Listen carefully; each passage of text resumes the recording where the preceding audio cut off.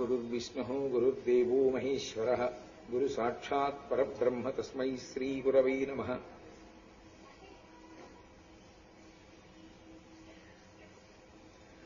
व्यासाय विष्णुरूपाय व्यासरूपाय विष्णवे नमो वै ब्रह्मनिधये वासिष्ठाय नमो नमः। कूजन्तम् राम रामीति मधुरम् मधुराक्षरम् आरुह्य कविताशाखाम् वन्दे वाल्मीकिकोकिलम्। श्रुतिस्मृतिपुराणानाम् आलयम् करुणालयम् नमामि भगवत्पादशङ्करम् लोकशङ्करम्।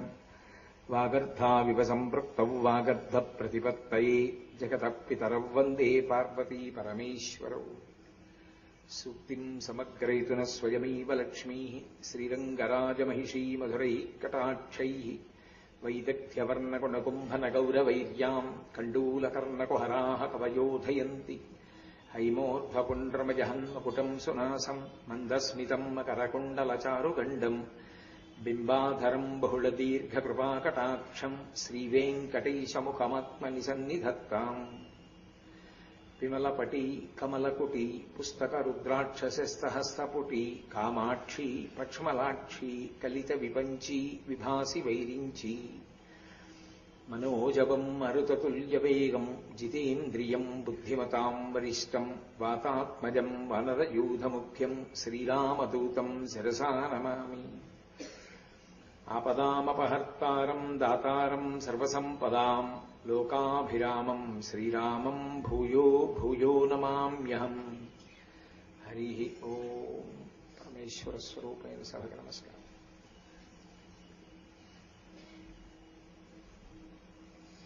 మనం లౌకికంగా వంశము అని ఒక మాట చెప్తాం.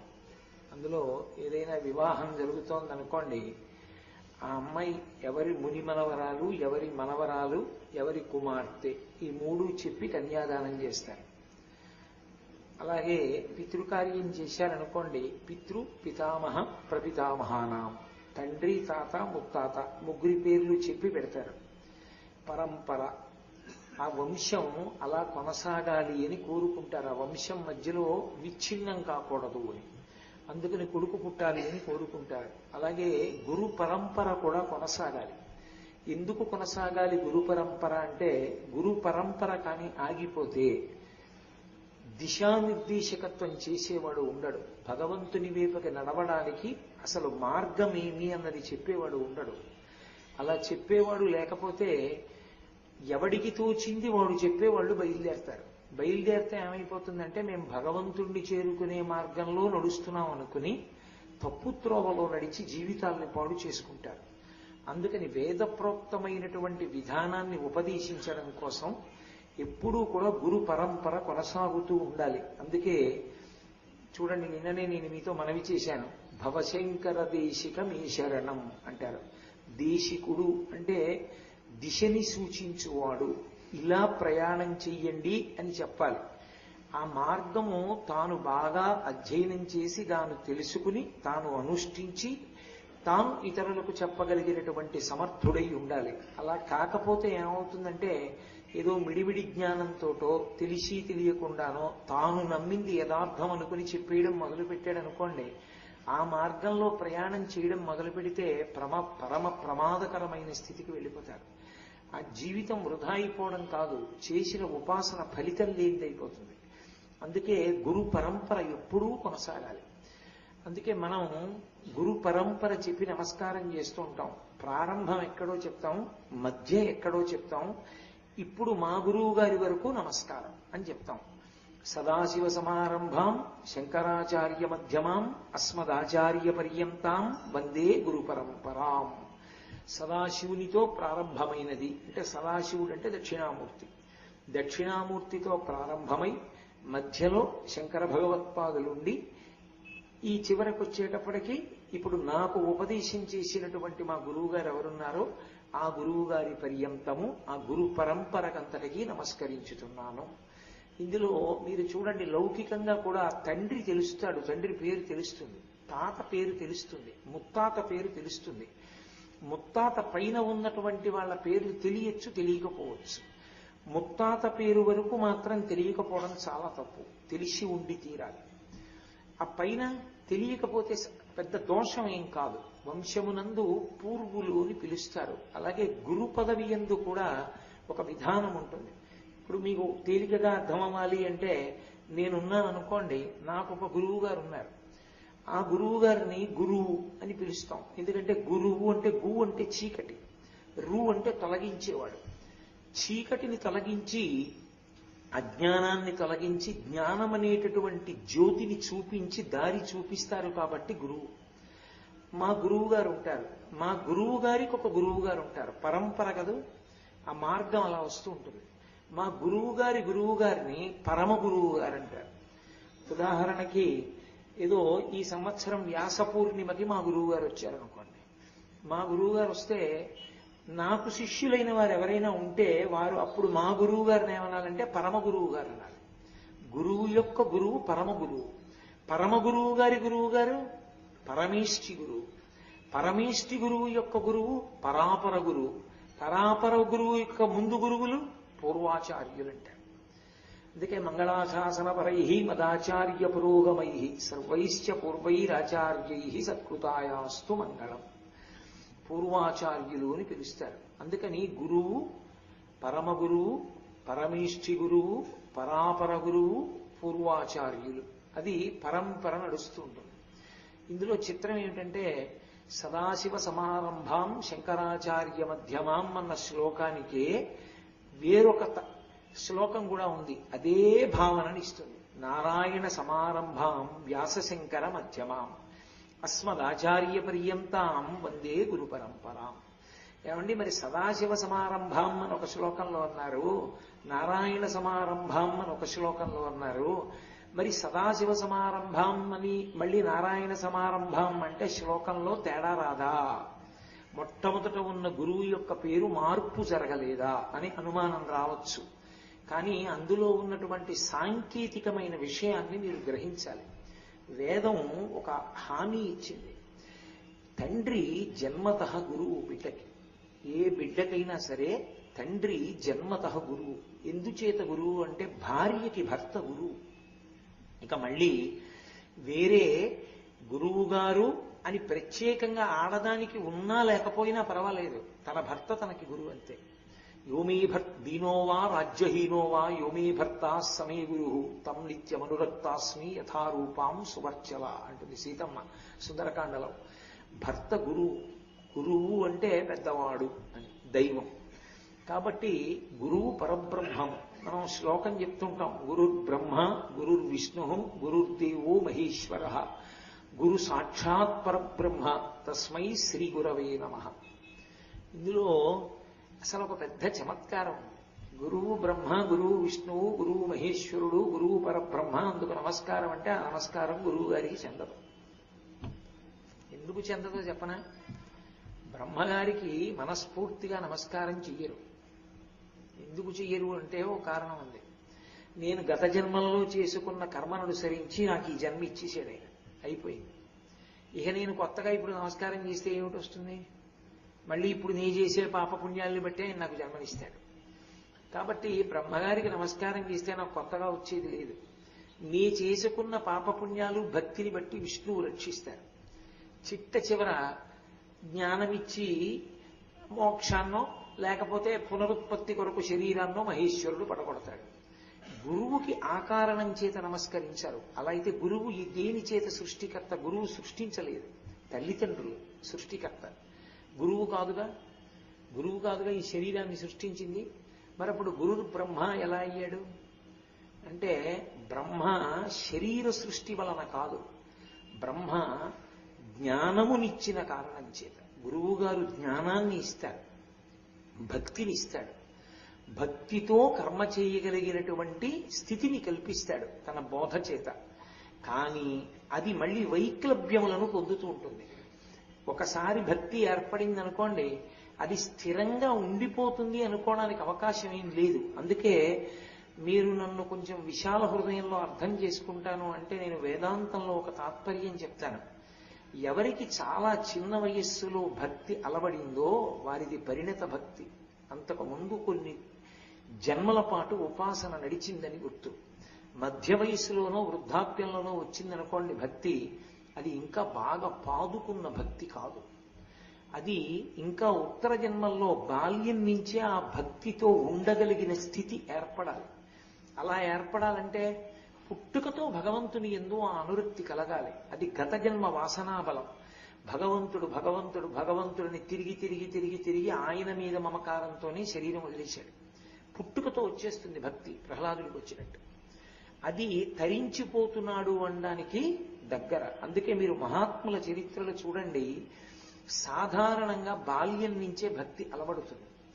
కాబట్టి ఈ భక్తి యందు ఉత్థాన పతనాలు ఉంటాయి. భక్తి కదిలిపోతూ ఉంటుంది. చాలా భక్తిగా ఉన్నవాడు భక్తి వదిలిపెట్టేస్తాడు. ఏదో ఆపద వస్తుంది, నేను ఇంకా దేవుణ్ణి నమ్మట్లేదండి, పూర్వం తిరిగేవాడిని, సంధ్యావందనం అవి చేసేవాడిని, అవన్నీ ఉట్టిది, నేను ఇప్పుడు అవన్నీ మానేశానండి అంటే మళ్ళీ ఏదో కొన్నాళ్ళు పోయిన తర్వాత మళ్ళీ ఆ మార్గంలోకి వస్తాడు. అంటే భక్తి యందు ఉత్థాన పతనములు ఉంటాయి. నిలబడడం, జారిపోవడం జరుగుతాయి. ఇలా నిలబడి జారిపోకుండా కష్టమన్నది రాకుండా ఎలా ఉంటుందా? మనుష్య శరీరంలో ఉన్నావంటే పాపపుణ్యాలు చేశావు కాబట్టే మనుష్య శరీరంలో ఉన్నావు. కేవలం పుణ్యం చేస్తే దేవతగా ఉండు. కాబట్టి దుఃఖం రాకుండా ఎందుకు ఉంటుంది? దుఃఖం వచ్చింది కాబట్టి భగవంతుడిని గట్టిగా పట్టుకోవాలి. మళ్ళీ అలాంటి పాపం చేయకుండా నన్ను రక్షించమని అడగాలి అని బోధ చేసి భక్తి చెడిపోకుండా రక్షిస్తాడు గురువు. అందుకని విష్ణు సామాన్య సృష్టి వలన అని అన్వయం చేయకూడదు. భక్తిని ఇచ్చాడు కాబట్టి బ్రహ్మ, భక్తిని రక్షించాడు కాబట్టి విష్ణువు. చిట్ట చివరికి అజ్ఞానం కొద్దిగా ఉండిపోతూ ఉంటుంది. ఆ ఉండిపోతున్న అజ్ఞానాన్ని శిల్పి ఉలిమి చెక్కినట్టుగా శుతిమెత్తగా కొట్టవలసిన చోట శుతిమెత్తగా కొడుతూ, గట్టిగా కొట్టవలసిన చోట గట్టిగా కొడుతూ, కళ్ళు చెక్కేటప్పుడు ఎంత జాగ్రత్తగా చెక్కుతాడో అలా చెక్కుతూ, ఒక్కొక్క చోట గట్టిగా కొట్టవలసిన చోట గట్టిగా కొడుతూ అజ్ఞానాన్ని పూర్తిగా తొలగతోస్తాడు కాబట్టి మహేశ్వరుడు. ఈ మూడు కలిపిన స్వరూపమై తానుండి ఎప్పుడు ఏది చెయ్యాలో అది చేస్తూ పెడతాడు కాబట్టి పరబ్రహ్మం. అందుకని గురుర్బ్రహ్మ గురుర్విష్ణు గురుర్దేవో మహేశ్వర గురు సాక్షాత్ పరబ్రహ్మ తస్మై శ్రీ గురవై నమః. అంతేగాని గురువుగారు బ్రహ్మ అండి, గురువుగారు విష్ణు అండి, గురువుగారు శివుడండి అని అర్థం చెప్పకూడదు దానికి.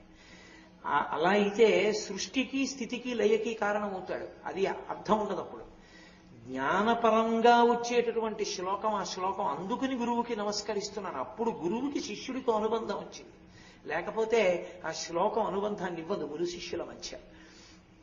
కనుక గురు పరంపర యందు కూడా సదాశివ సమారంభం అన్నవాళ్ళు నారాయణ సమారంభం అని మళ్ళీ శ్లోకం ఎందుకు మారిందండి? వెనక్కి రండి అంటే భర్త సహజంగా గురువు, తండ్రి పుట్టుకతో గురువు అంతే.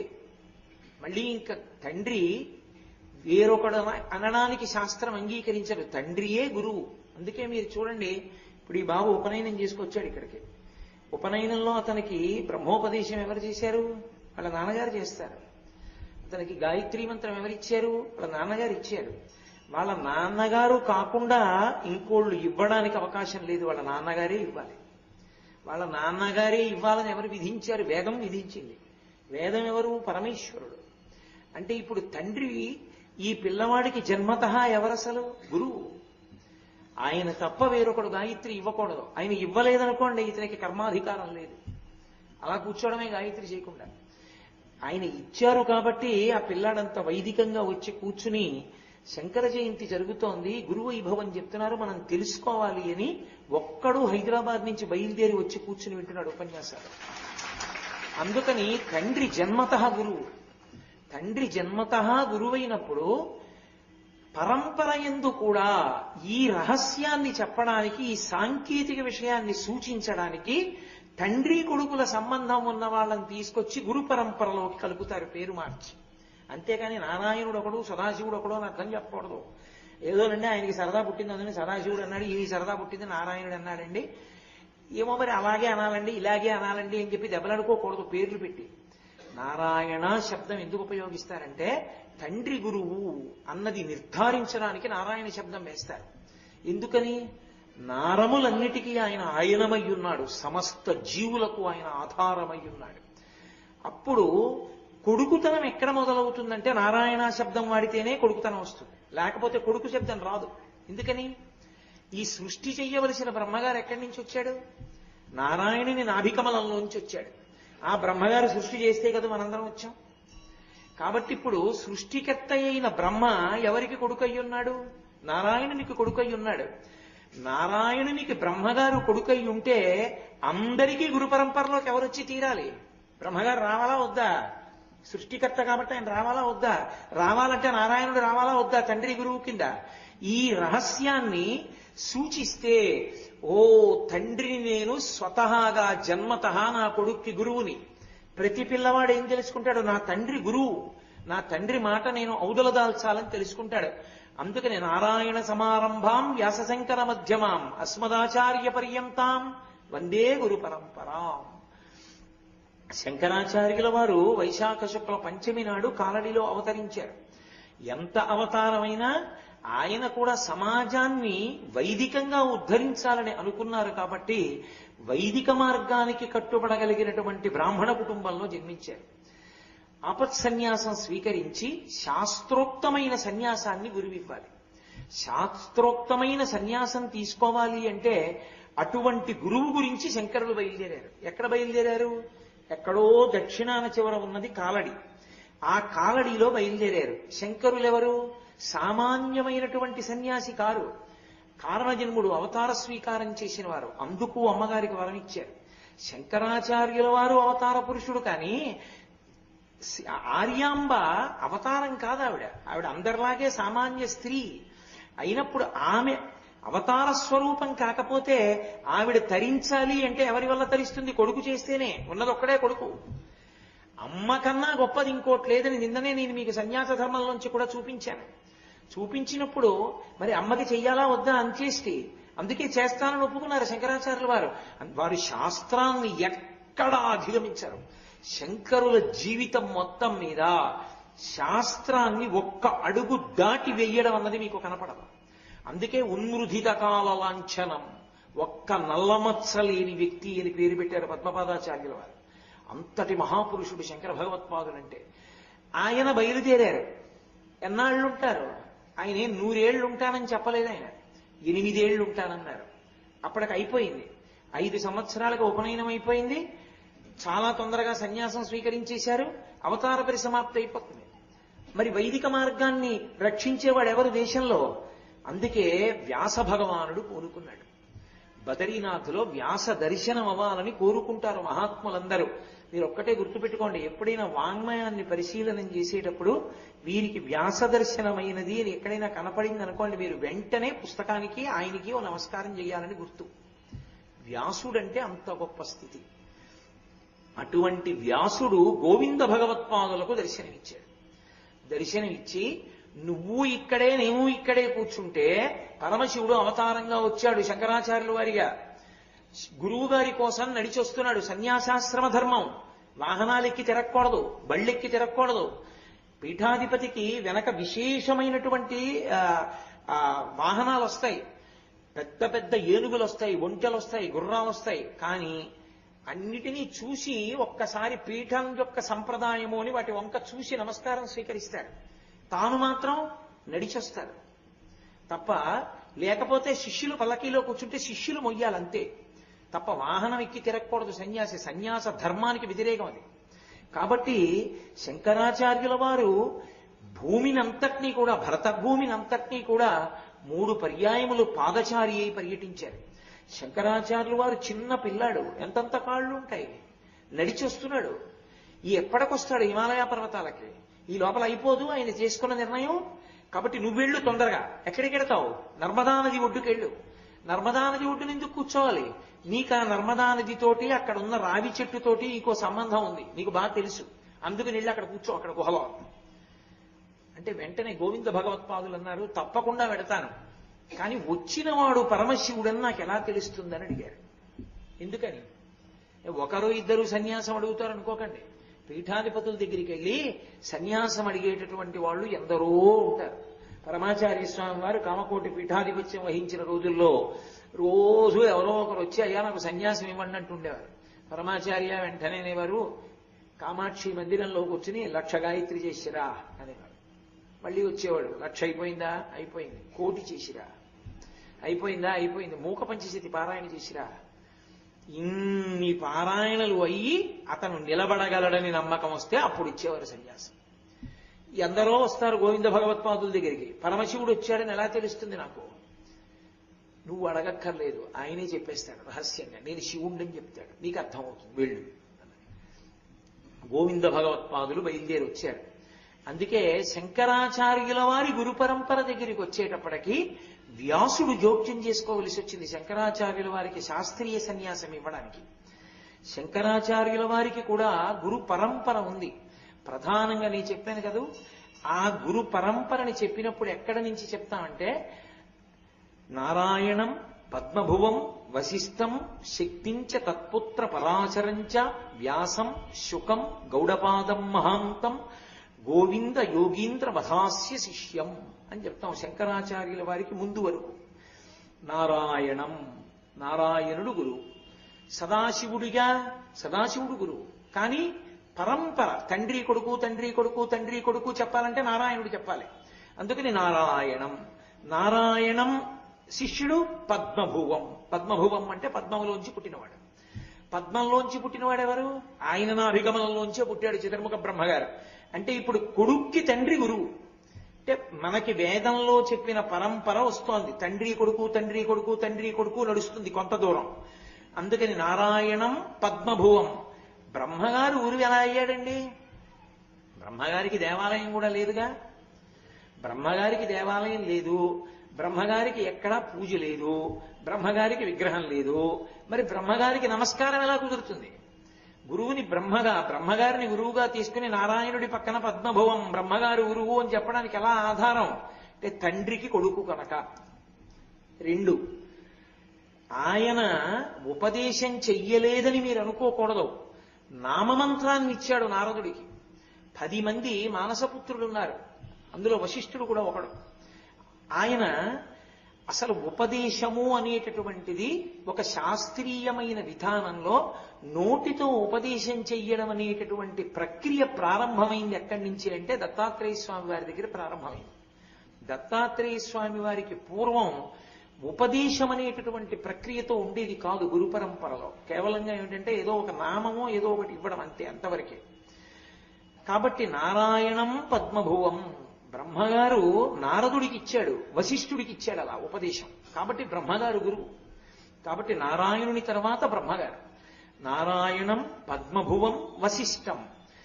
బ్రహ్మగారి కొడుకు వశిష్ఠుడు.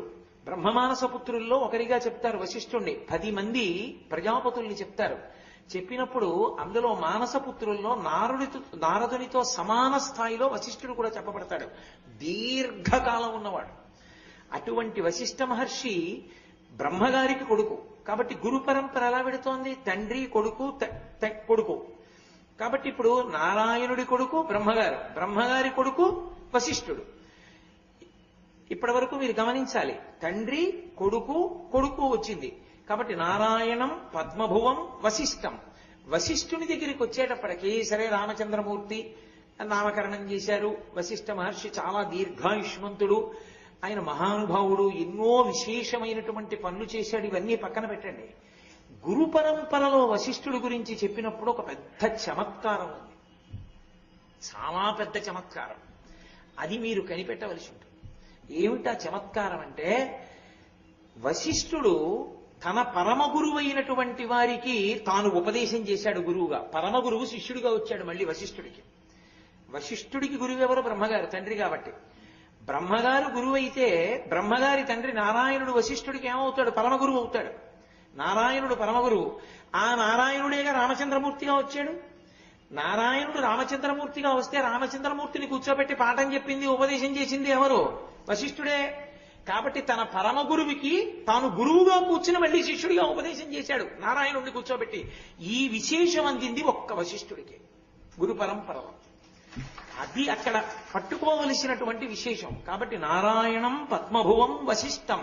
అంతేకాదు, అద్వైత సంప్రదాయం దగ్గరికి వచ్చేటప్పటికీ అసలు అద్వైతంలో పరమాద్భుతమైనటువంటి గ్రంథాన్ని రామచంద్రమూర్తి ఉపదేశంగా ఇచ్చినవాడు వశిష్ఠుడే.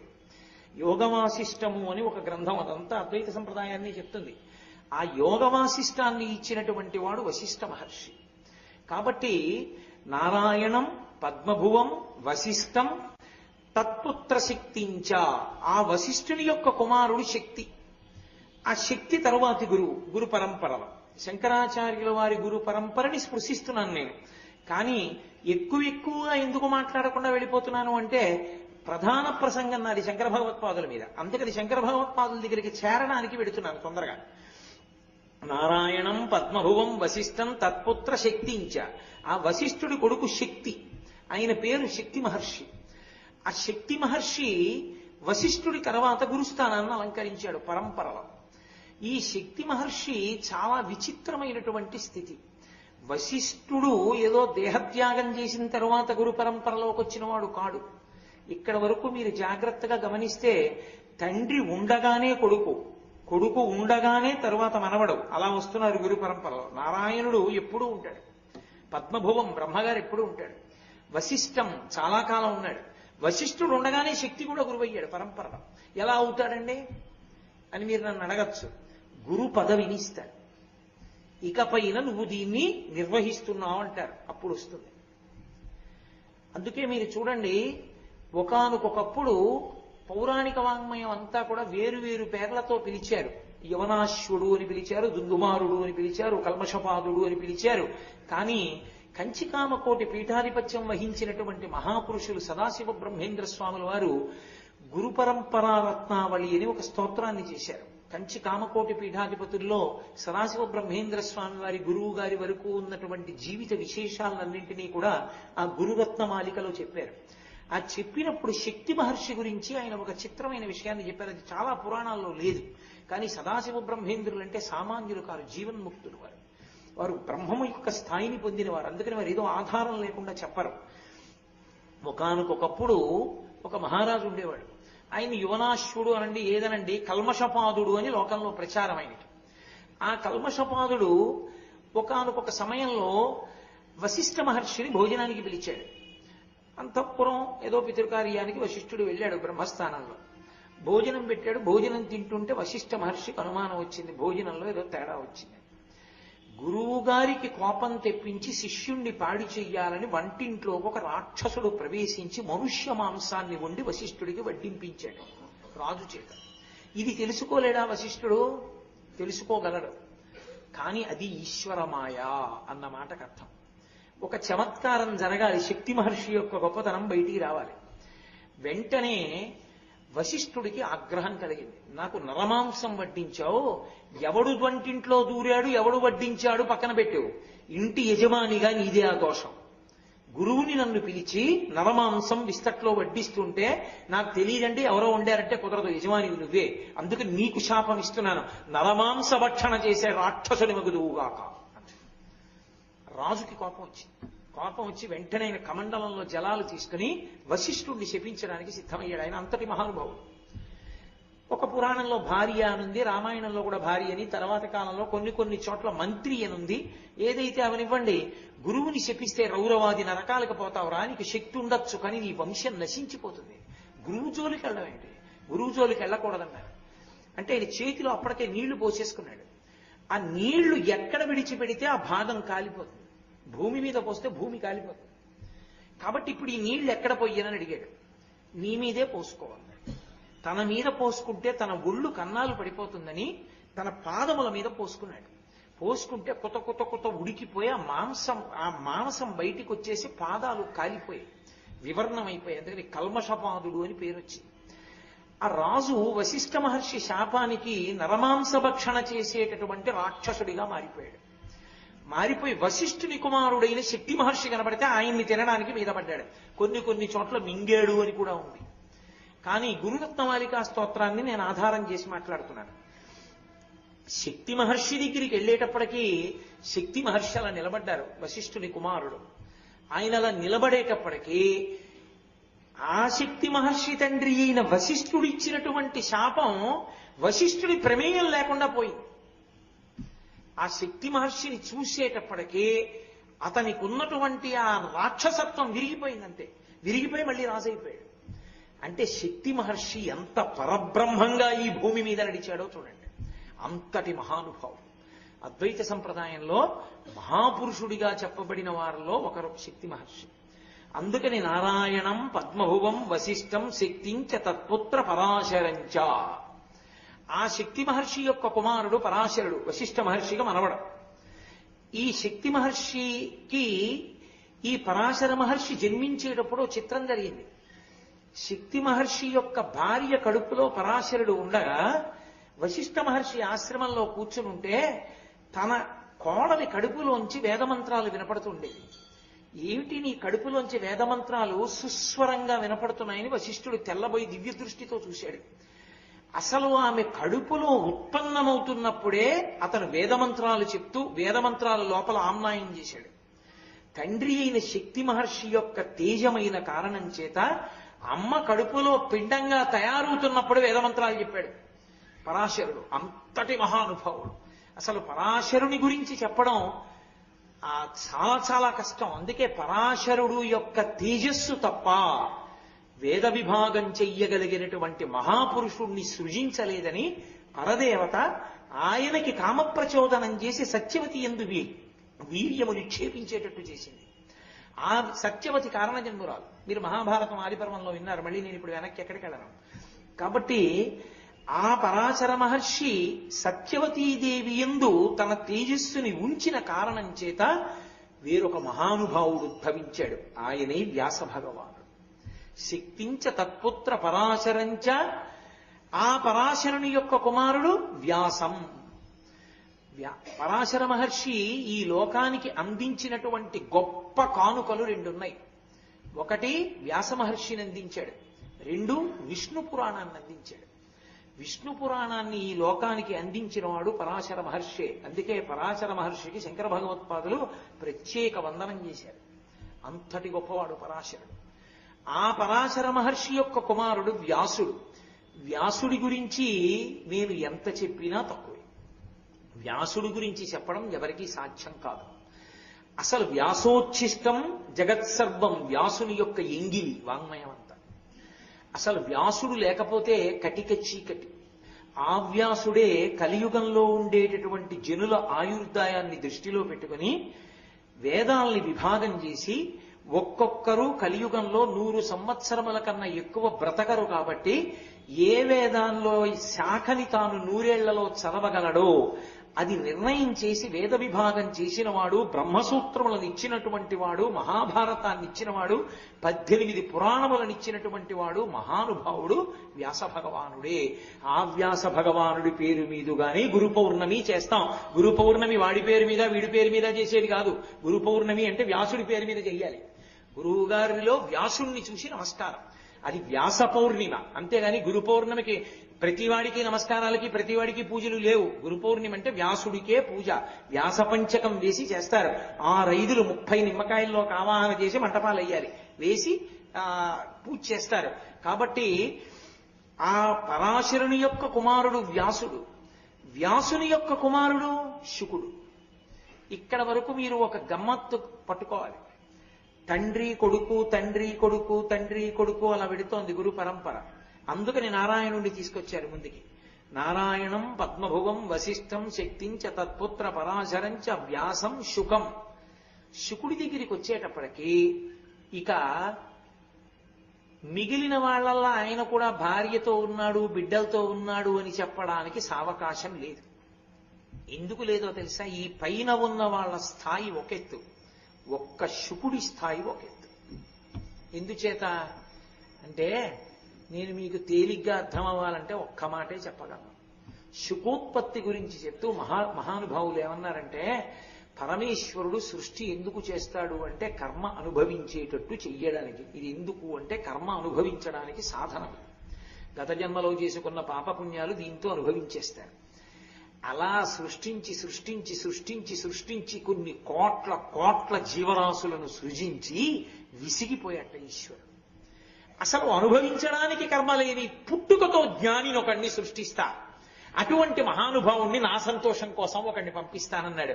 అలా వచ్చిన వాళ్ళు ఈ లోకంలో ఇద్దరు. ఒకడు వామదేవుడు, 2 శుకబ్రహ్మ. శుకుడికి పుట్టుకతో వైరాగ్యం, పుట్టుకతో బ్రహ్మజ్ఞానం. ఆయనకి ఒకరు చెప్పవలసిన అవసరం లేకపోయింది. ఆ దేవి భాగవతంలో ఆయన గురించి చెప్తూ అంతరిక్షత్తాతోర్వాం అంటారు. ఆయనకి కావలసిన దండకమండలాలు కూడా అంతరిక్షంలోంచి కింద పడ్డాయి. అంతటి మహానుభావుడు. ఆఖరికి ఆయన నడిచి వెళ్ళిపోతుంటే వ్యాసుడు వెంటబడ్డాడు. పుత్రా పుత్రా పుత్రా అని. ఆయన పలకలేదు, చెట్లు చేమలు పక్షులు జంతువులు పలికాయి తండ్రి తండ్రి అని. అదేమిటి అంటే ఆయన బ్రహ్మమును పొందాడు. బ్రహ్మవిత్ బ్రహ్మైవ భవతి, పుట్టుకతో బ్రహ్మమును పొందేశాడు, ఉపనయనం కూడా అవ్వకుండానే. ఆ స్థాయిని పొందినవాడు కాబట్టి బ్రహ్మం అంటే అంతటా నిండిపోయి ఉంటుంది. తండ్రి కొడకా అని ఆయన పిలిస్తే ఆయన బ్రహ్మము అంతటా ఉన్నాడు కాబట్టి చెట్లు పుట్టలు అన్ని వ్యాసుడికి కొడుకై, అన్ని వ్యాసుడికి పుత్రులైపోయే తండ్రిని జగత్తంతా ఇచ్చింది. అంటే శుకుని స్థాయి ఏమిటో మీరు ఆలోచించండి. అసలు శుకుడితో పోల్చడానికి ఇక ఎవరూ సరిపోరు. అందుకే శుకుడి ఒక్కడిది ఒక స్థాయి. అంత అద్భుతమైనటువంటి స్థితిని పొందేసిన వాడు. ఆ శుకబ్రహ్మ తర్వాత వచ్చినటువంటి వాళ్ళు వ్యాసం, శుకం, గౌడపాదం. ఇన్ని మలుపులు తిరిగిపోయింది. శుకుడి వరకు కొడుకులు, శుకుడి తర్వాత శుకుడి కొడుకు కాదు. పరబ్రహ్మ స్థాయిని పొందేసిన వాడికి ఇంకా కొడుకు పుట్టాడని చెప్పడం ఎలా కుదురుతుంది? పుట్టుకతో అంత వైరాగ్యం ఉన్నవాడికి. అందుకే ఇక కొడుకు కాదు గురువు. ఎవరు? గౌడపాదం సన్యాసి. గౌడపాదాచార్యుల వారు సన్యాసి. శుకాచార్యులు పరబ్రహ్మజ్ఞానం పుట్టుకతో విశేషమైన వ్యక్తి. అంతకు ముందు వరకు కుటుంబీకులు, అంటే సంసారం చేసిన వాళ్ళందరూ కూడా వచ్చారని చెప్పవలసి ఉంటుంది. కాబట్టి ఇన్ని మలుపులు తిరుగుతోంది. శుకుడి తర్వాత గౌడపాదాచార్యుల వారు వచ్చారు. శుకుడి తర్వాత సన్యాసి అయిన గౌడపాదాచార్యుల వారు శుకబ్రహ్మ దగ్గర ఎలా ఉపదేశం తీసుకున్నారు? ఎలా సన్యాసం తీసుకుని అద్వైత గురు పరంపరలోకి ఎలా వచ్చారు గౌడపాదాచార్యుల వారు? అంటే మళ్ళీ మీరు నేను ఎక్కడ బయలుదేరానో జ్ఞాపకం పెట్టుకోండి. లేకపోతే ఆ రెండిటికి మధ్య ఉన్న సంబంధ కవాటం తెగిపోయిందనుకోండి, నేను ఎట్టెడుతున్నానో మీకు అర్థం కాదు. మీరు ఎక్కడ నేను తెగానో మళ్ళీ ఎక్కడ కలుపుతానో గుర్తుపెట్టుకోవాలి. అంటే నేను మళ్ళీ ఏ గంట తర్వాత కలుపుతాను దీన్ని. ఇక్కడ శుకబ్రహ్మకి గౌడపాదాచార్యుల వారు శిష్యులు ఎందుకు అయ్యారు అన్నది కదా ప్రశ్న. ఒకానొకప్పుడు శ్రీ మహావిష్ణువు అజపతాండవాన్ని అనుభవిస్తున్నాడు. నేను చాలా శ్లోకాలు విడిచిపెట్టి మాట్లాడుతున్నాను, ఎందుకంటే అది అవదని. అజపతాండవం అన్నది ఒక తాండవం. పరమేశ్వరుడు చేసేటటువంటి తాండవాలు అన్నీ ఒకలా ఉండవు. ఊర్ధ్వతాండవమూర్తి అని ఒక తాండవం, ఆనంద తాండవము అని ఒక తాండవం, ప్రళయతాండవము అని ఒక తాండవం, అజపతాండవము అని ఒక తాండవం. ఇలా బోళ్ళెన్ని ఉంటాయి. ఆనంద తాండవం చిదంబరంలో చేస్తాడు. ఊర్ధ్వతాండవం మీరు ఇప్పటికీ ద్వారకా విడితే శంకరాచార్యుల వారి మఠంలో పైకప్పులో కనపడుతుంది. ఈ కాలు ఆకాశంతో సమానం, అంటే ఈ కింద నుంచో పెట్టిన కాలు ఈ పై కాలు ఒక గీతలా నిలబడతాయి. అలా పైకెత్తుతాడు. చిదంబరంలో కనపడుతుంది. ఊర్ధ్వతాండవమూర్తి పైన చిక్కుంటుంది బొమ్మ. ఆ ఊర్ధ్వతాండవమూర్తిగా ఉంటాడు ఒక్కొక్కసారి. ప్రళయతాండవమూర్తిగా ఉంటాడు. అప్పుడు త్రిశూలం ఇలా వేసుకుని చేస్తాడు. అప్పుడు ఎవరు ఉండరు, సమస్తాన్ని తనలోకి తీసేసుకుంటాడు. మహాప్రళయ సాక్షిణి అని అమ్మవారు అప్పుడు సాక్షిగా నిలబడి ఉంటుందంతే. ఇది అజపతాండవం. అజపతాండవం అంటే పరమేశ్వరుడు ఇష్టం వచ్చినట్టు కాళ్ళు చేతులు కదపడానికి అవకాశం ఉండదు. మీరు ఎంత అవకాశం ఇస్తే అంతే కదుపుతూ చేస్తూ ఉంటాడు. అంతే కదుపుతూ చేయడం అంటే చోటు ఉండదని గుర్తు. ఆయనకి చోటు లేని చోట కూర్చొని ఉంటాడు. కొంచెం ఎడం వచ్చిందనుకోండి కదులుతూ ఉంటాడు. కాస్త కాళ్ళు చేతులు ఊపుతూ నాట్యం చేస్తుంటాడు. ఎక్కడ చేస్తాడు అలా? శ్రీ మహావిష్ణువు యొక్క హృదయంలో చేస్తూ ఉంటాడు. అజపతాండవం అని ఇప్పటికీ కొంతమంది చేస్తారు. అజపతాండవం అంటే మీకు తేలిగ్గా అర్థం అవ్వాలంటే ఓ మాట చెప్తా. జపం చేయడానికో మంత్రం ఉండదు. మంత్రం లేకుండా కేవలం ఊపిరిని చూస్తారు, ఊపిరి మీద దృష్టి పెడతారు. అప్పుడు అది యోగ విద్యలో ఏమైపోతుందంటే ఒక ముక్కులోంచి వెళ్ళవలసింది ఇంకో ముక్కులోంచి వెడుతుంది. అది పరిశీలిస్తే దొరకదు. ఇక అంతర్ముఖత్వంలోకి వెళ్ళిపోతాడు. అప్పుడు సోహం సోహం శబ్దాలు వినపడతాయి. వినపడుతూ అంతర్ముఖత్వంలోకి వెళ్ళి సమాధిలోకి ప్రవేశిస్తాడు. దాన్ని అజపతాండవం అంటారు. ఆ ఊపిరిని ఒక్కదాన్నే పరిశీలిస్తూ ఉండడంలో అది క్రమబద్ధీకరణకి వెళ్ళిపోతుంది. వేగంగా తీయడు అని తీసి వదులుతుంటాడు. ఆ బాగా తీయడంలో వక్షస్థలం విచ్చుకుంటుంది. వదులుతున్నప్పుడు ముడుచుకుంటుంది. ఈ విచ్చుకుని వదులుతున్నప్పుడు బాగా విచ్చుకున్నప్పుడు శివుడు సంతోషంగా కదులుతాడు. ముడుచుకుపోతున్నప్పుడు ఇలా ఇలా ఉండిపోతూ ఉంటాడు. దీన్ని చూస్తున్నారు శ్రీ మహావిష్ణువు లోపల శివతాండవాన్ని. పరమానందాన్ని పొందేశాడు ఆ శివతాండవం చూసి. ఆయనంత సంతోషం పొందుతుంటే బరువు ఎక్కువైపోయాడు. బరువు ఎక్కువైపోతే కిందెవరున్నారు? శేషుడు ఉన్నాడు, ఆయన మోస్తున్నాడు. మరి ఆయనే కదా. ఆదిశేషుడే పడక, ఆదిశేషుడే కుర్చీ, ఆదిశేషుడే గొడుగు ఆయనకి. కాబట్టి శేషుడు అయ్య బాబోయ్ ఏమిటి స్వామి ఇంత బరువు ఎక్కిపోతున్నారు అకస్మాత్తుగా మొయ్యలేకపోతున్నాను అన్నాడు. అజపతాండవం చూస్తున్నాను రా అన్నారు విష్ణు. ఆయనకి తెలిసి అడుగుతాడని. అజపతాండవమా అంటే ఏమిటి అన్నారు. నీ చెప్తే ఏమర్థం అవుతుంది, చిదంబరం పో అక్కడ చూడు. శివుడు చేస్తూ ఉంటాడు ఆనంద తాండవం. అజపతాండవం నాలో చూస్తున్నాను, ఆనంద తాండవం చిదంబరంలో చూడు, చిదంబరం వెళ్ళన్నారు. అంటే అయితే నేను ఇప్పుడే బయలుదేరుతున్నాను అన్నారు. వెళ్ళు, కానీ ఎలాగో వెడుతున్నావు కాబట్టి భూలోకం మీదకి నువ్వు ఒక ఉపకారం చేసిరా, నువ్వు మహాభాష్య రచన చెయ్యి అన్నాడు. తప్పకుండా చేస్తాను అన్నారు. రచన చేసి రావడం కాదు, మహాభాష్య ప్రచారం కూడా నువ్వే చేసి మళ్ళీ రా అన్నారు. చేస్తాను అన్నాడు. అని బయలుదేరాడు. అత్రి మహర్షి యొక్క కుమారుడు ఆత్రేయ గోత్రీకుడు అని పతంజలి కూడా ఒక చోట వేరుగా చెప్పబడింది అనుకోండి. పతంజలి చరిత్రలో ఒక కుణిక కుమారుడు అని ఒక మాట ఉంది. ఆయన శంకరాచార్యుల వారు కూడా ఆత్రేయ గోత్రీకులే. ఇంకా ఆశ్చర్యం ఏమిటంటే శంకరాచార్యుల వారు పుట్టిన సంవత్సరం నందన. ఈ సంవత్సరం పేరు నందన. నందననామ సంవత్సరంలోనే శంకరాచార్యులు వారు అవతార స్వీకారం చేశారు. అందుకే ఈ సంవత్సరం శంకర జయంతికి ప్రశస్తి ఎక్కువ, గురువుగారి అనుగ్రహం విశేషంగా ఉంటుంది. కాబట్టి ఆ శేషుడు ఒక్కొక్క చోట ఒక్కొక్కలా చెప్పారు. అత్రి మహర్షి కుమారుడుగా వచ్చాడు అని ఒక చోట సాధికారికంగా చెప్పింది. వేరొక చోట ఒక కొనిక కుమారుణ్ణి పొందాలనేటటువంటి కోరికతో సూర్య భగవానుణ్ణి ఉపాసన చేసి అంజలి ఘటించింది. అంజలి అంటే ఇలా రెండు చేతులతో పట్టడం. ఇలా రెండు చేతులు పట్టి ప్రార్థన చేస్తోంది సూర్యుణ్ణి. సరే, ఎలాగో భూమండలం మీద నేను వెళ్ళాలనుకున్నాను కదా, ఈమె ఎవరో కొడుకు కావాలంటోంది, ఈవిడ కడుపున కొడుకుగా పుడతానని పైనుంచి ఒక్కసారి ఓ చిన్న పాముగా మారి ఆవిడ చేతులు మీద పడ్డాడు. పత్ అంటే పడ్డం సంస్కృతంలో, అంజలి అంటే అంజలి చేతుల్లో పడ్డాడు. అంజలి చేతుల్లో అంటే ఇలా పట్టిన చేతుల్లో అని నా ఉద్దేశం. ఇలా పట్టిన చేతుల్లోకి పట్టాడు. పత్ అంజలి, ఈ రెండు చేతుల్లోకి పడిన పాము రూపం ఉన్నవాడు కాబట్టి ఆవిడ పతంజలి అని పేరు పెట్టుకుంది. ఆయన ఆదిశేషు. ఈ పతంజలి చిదంబరంలో శివతాండవం చూడ్డానికి వచ్చాడు. వచ్చి ఆనంద తాండవం చేస్తున్నాడు. సాయంకాలం శివుడు చూస్తున్నాడు సంతోషంగా. పరమశివుడు తాండవం చేస్తున్నప్పుడు సహకారం చేయకుండా చూసేవాళ్ళు ఇద్దరే ఉంటారు. వాళ్ళిద్దరే ఏ సహాయం చేయరు, ఏ వాద్యం మోగించరు, ఏ వీణా మోగించరు, ఏ తప్పెట్లు మోగించరు. ఇద్దరు చూస్తూ ఉంటారు. ఎవరో తెలుసా? ఒకడు వ్యాఘ్రపాదుడు, ఒకడు పతంజలి. పతంజలి కిందంతా పాము శరీరం, పైన మనుష్యుడి తల ఉంటుంది. వ్యాఘ్రపాదుడు కిందంతా పులి శరీరం, పైన మనుష్యుడి తల ఉంటుంది. మీరు నటరాజస్వామి చిత్రం చూస్తే మీకు ఇప్పటికీ కనపడుతుంది. అంటే శివతాండవాన్ని చూస్తే ఆఖరికి క్రౌర్యంతో ఉన్న పెద్ద పులి, పగతో ఉన్న పాము కూడా ప్రశాంతపడిపోతాయి. అది శివుని యొక్క వైభవం అంటే. కాబట్టి చూస్తున్నాడు పతంజలి ఆ తాండవాన్ని. చూస్తుంటే కొంతమంది నవ్వారు. అబ్బో, దాని మీద చాలా పెద్ద కథలు ఉన్నాయి. నంది నవ్వితే అడిగాడు పతంజలి, ఎందుకు నవ్వావని అడిగాడు. మేమందరం ఇన్ని ఉపకారాలు చేస్తున్నాం, నువ్వేం ఉపకారం చేస్తావు, చేతులా కాళ్ళా అన్నాడు. కొమ్ములు ఉన్నాయి కాబట్టి ఇలా మాట్లాడుతున్నావు, కొమ్ములు ఇచ్చి దీర్ఘం లేని స్తోత్రం చేస్తాను శంకరుడి మీద, అదే నేను ఇచ్చేటటువంటిది అని చెప్పి తాండవం మీద దీర్ఘాలు లేని స్తోత్రం చేశాడు ఆయన పతంజలి. అద్భుతమైన స్తోత్రం ఇప్పటికీ వాంగ్మయంలో. అలాగే ఆయన చూసి చూసి చూసి చూసి అబ్బా, ఒక ఆయన వీణ వాయిస్తున్నాడు, ఒక ఆయన మృదంగం వాయిస్తున్నాడు, ఒక ఆయన తప్పెట మోగిస్తున్నాడు, ఒక ఆవిడ వేణువు వాయిస్తోంది, నేనే ఏమీ చేయకుండా ఇలా కూర్చున్నాను. కాదు కాదు, నేను ఇలా కూర్చోకూడదు, నేను కూడా ఈయన తాండవంలో ఏదో ఒకటి చెయ్యాలని ఎగిరి వెళ్లి పరమశివుని యొక్క పాదానికి మంజీరంగా చుట్టుకున్నాడు. ఆ పాదాలకి పెట్టుకునేటటువంటి అందెగా మారిపోయాడు. శివుడు ఆ అందెతోటే ఎవరిని, ఆదిశేషుణ్ణి పాదానికి అందెగా పట్టుకుని తాండవం చేశాడు. పొంగిపోయాడు ఆయన పాదానికి, నేను అందెనయ్యాను అని. శ్రీ మహావిష్ణువుకి మాట ఇచ్చారు కదా, మహాభాష్యం చేస్తాను అని. మహాభాష్యం అంటే లోకంలో భాష్యము అని ఒక మాట, భాష్యము వార్తికము అని రెండు మాటలు. సిద్ధాంతము లేకపోతే సూత్రము, భాష్యము, వార్తికము, వరుసక్రమం.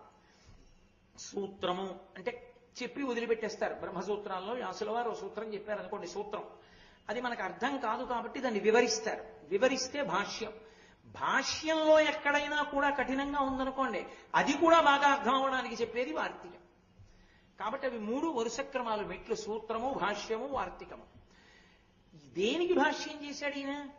ఇన్నిటికో భాష్యాలు ఉన్నాయి. బ్రహ్మసూత్రాలకి శంకరాచార్యుల వారే భాష్యం చేశారు, అయినా మహాభాష్యం అనరు. ఒక్క పతంజలి చేసిన భాష్యాన్ని మహాభాష్యం అంటారు. మూకశంకరులు పాదారవింద శతకం చేస్తూ ఆ మహాభాష్య వ్యాఖ్యాపటు చేయనమారూపయతివా అంటూ ఆ మహాభాష్యము అని పతంజలి గురించి స్తోత్రం చేశారు. ఒక్క పతంజలి చెప్పింది మాత్రం మహాభాష్యం ఎందుకైంది అంటే మీరు ఒక చమత్కారం పట్టుకోవాలి ఇక్కడ. అసలు వ్యాకరణం లేకపోతే భాషకు అందం లేదు, అర్థం లేదు. ఆ వ్యాకరణం ఎక్కడి నుంచి వచ్చింది? పరమశివుడు తన చేతిలో పట్టుకున్నటువంటి ఢమరుకని 14 మాటలు మోగిస్తే ఆ శబ్దాన్ని పట్టుకుని పాణిని అనబడేటటువంటి వ్యక్తి అష్టాధ్యాయి అన్న పేరుతో 8 అధ్యాయాలతో వ్యాకరణ సూత్రాలు రాశాడు. ఆ వ్యాకరణం ఎవరికీ అర్థం కావట్లేదని పతంజలిగా వచ్చినటువంటి ఆదిశేషుడు మహాభాష్య రచన చేశాడు. ఆ వ్యాకరణానికి చెప్పిన భాష్యానికే మహాభాష్యమని పేరు. అది అంత కష్టం, అంత గొప్పది ఆ భాష్యం. అది సాక్షాత్తు ఆదిశేషుడు పతంజలిగా వచ్చాడు కాబట్టి ఆయన చేశాడు. చిత్రం ఏమిటంటే పరమశివుని యొక్క చేతిలోని ఢమరుకంలోంచి వ్యాకరణం వచ్చింది. చేతిలోంచి వచ్చిన వ్యాకరణానికి కాలిని పట్టుకున్నటువంటి అండే అయిన ఆదిశేషుడి నోట్లోంచి భాష్యం వచ్చింది. ఆయన చెయ్యి కాలు కలిపితే వ్యాకరణం మహాభాష్యం. కాబట్టి ఇప్పుడు ఆ మహాభాష్యాన్నంతటినీ తయారు చేశాడు. మహాభాష్యం ఒకటే అనుకోకండి. పతంజలి మనుష్యులందరికీ కూడా ఉండేటటువంటి 3 దోషములను తొలగించాడు ఈ లోకానికి వచ్చి. ఏమిటా 3 దోషాలు అంటే, ఒకటి శరీరమునకు సంబంధించిన దోషం, అనారోగ్యం. కప, వాత, పిత్త, పైత్యములను ఉంటాయి. ఈ 4 దోషముల చేత శరీరము రోగగ్రస్తమవుతుంది. అలాగే మనస్సుని నియంత్రించగలిగిన వాడు ఉండడు. నేను మహారాజునయ్యాను, చక్రవర్తినయ్యానంటాడు. శంకరాచార్యుల వారిలో 5 నిమిషాలు మనసుని నియంత్రించి సమాధిలోకి వెళ్ళు. అందుకు శంకరుల గొప్పతనం. మిగిలిన వాళ్ళందరూ పుట్టారు పోయారు, శంకరాచార్యుల వారు మార్గదర్శకుడు అందుకయ్యారు. మనసుని నియంత్రించలేడు. మనసుని నియంత్రిస్తే ఈశ్వరుణ్ణి చేరిపోతాడు. మనసును నియంత్రించలేడు, అదొక దోషం. 3 వాక్కు యందు దోషం, మాట యందు దోషం వస్తుంది. కారణం వ్యాకరణం తెలియకపోవడం. ఈ 3 దోషాల్ని దిద్దడానికి పతంజలి 3టిని ఇచ్చాడు. ఆయనకి చరకుడు అని ఒక పేరు, ఆత్రేయుడు అని ఒక పేరు. అత్రి మహర్షి కుమారుడు కనుక ఆత్రేయ సంహిత, చరక సంహిత అని మహానుభావుడు పతంజలి పేరు మీదే వచ్చాయి. చరక సంహిత ఆయుర్వేద శాస్త్రాన్ని మనకొచ్చినటువంటి కపవాత పైత్య పిత్తముల వలన వచ్చేటటువంటి అనేక రకములైన వ్యాధులను పోగొట్టడానికి కావలసిన మార్గాల్ని చెప్తుంది. ఎలా? వేదానికి ఉపాంగమైనటువంటి ఆయుర్వేదాన్ని ఆధారంగా చేసుకుని సుశ్రుతుడు చెప్పాడు. కానీ అలోపతికి దగ్గర అందులో శస్త్రచికిత్సలవి ఉన్నాయి. చరకుడు ఆత్రేయుడైనటువంటి పతంజలి చెప్పింది కేవలం వేదములకు ఉపాంగమైనటువంటిది. అందుకే చరక సంహిత వేరు, అది పూర్తిగా వేదానికి దగ్గరగా ఉంటుంది. అందుకని శరీరములకు ఉన్న రోగాన్ని పోగొట్టేదాన్ని పతంజలి ఇచ్చాడు. వాక్కుకి ఉన్న దోషాన్ని పోగొట్టడానికి పాణిని వ్యాకరణానికి మహాభాష్యాన్ని ఇచ్చాడు. యోగ సూత్రములను ఇచ్చి, అందుకే ఇప్పటికీ పతంజలి యోగ సూత్రాలు అంటారు. యోగము అంటే అనేన యుజ్యతే ఇది యోగ, అనేకముగా కనపడుతున్నది ఒక్కటిగా మారిపోవడానికి మనసుని వెనక్కి తీసుకెళ్లగలిగిన ప్రక్రియ. ఈ వెనక్కి ఎలా తీసుకెళ్లొచ్చో ప్రాణాయామం దగ్గర నుంచి పతంజలి యోగ సూత్రాల్లో చెప్పాడు. ఆ యోగ సూత్రములను అధ్యయనం చేసి యోగాభ్యాసం చేస్తే మనస్సుని నియంత్రించడం అలవాటు అవుతుంది, నిలబడుతుంది. మనసు హాయ్ అనేటప్పటికీ రైతుకి ఎద్దు నిలబడినట్టు నిలబడుతుంది. అలా నిలబెట్టగలిగినటువంటి ప్రజ్ఞ పతంజలి నేర్పాడు. అందుకే 3 దోషములను నివారించడానికి 3 రకములైనటువంటి గ్రంథములను మనుష్య జాతికి ఇచ్చాడు. చాలా కాలం అయిపోయింది అప్పటికి. మహాభాష్యం అంతా రచన అయిపోయింది. ఇంకా మహాభాష్య ప్రచారం చేయాలి. ఎందుకని శ్రీ మహావిష్ణువు ఆదేశించారు, నువ్వు మహాభాష్య రచన చేసి వచ్చేస్తే ఒప్పుకోను, ప్రచారం చేసిరా, మళ్ళీ ఎవరు నేర్చుకునే వాళ్ళు ఉండద్దు, నువ్వే చెప్పన్నారు. మహాభాష్యం చెప్పాలి. అప్పుడు కానీ ప్రశాంతంగా చిదంబరంలో పరమశివుని యొక్క ఆనంద తాండవాన్ని కొన్నాళ్లు చూడడానికి తనకు అవకాశం ఉండదు. అందుకని ఈ మహాభాష్యం నేర్పేద్దామని ఒక 1000 మంది శిష్యుల్ని పిలిచారు. వ్యాకరణం అంటే గణితం లాంటిది, అందరూ ఒక్కలా అందుకోలేరు. ఒకడు ఏదో 8వ అధ్యాయంలో ఉన్న లెక్కలు చేసేస్తుంటాడు, ఒకడు ఇంకా 2వ అధ్యాయంలో ఉన్న లెక్కల్లోనే ఉంటాడు, ఒకటి సూత్రాలే రావు సరిగ్గా. ఎవడు ఏ స్థాయిలో ఉన్నాడో ఆ స్థాయిలోనే చెప్పాలి లెక్కలు, అంతేగాని అందరికీ ఒక్కలా చెప్తూ వెళ్ళిపోతే వెనకబడిపోయిన వాడు ఇంక అందుకోలేడు. 2 రోజులు ఏదో అక్క పెళ్లికో దేనికో వెళ్ళి వెనక్కి వచ్చాడు అనుకోండి, నువ్వు మానేస్తే మానేసావు, నేనేం చేయలేదని తర్వాత పాఠం చెప్పేశారనుకోండి, వెనక పాఠంతో సంబంధం లేకపోతే అందుకోలేడు గణిత శాస్త్రాన్ని.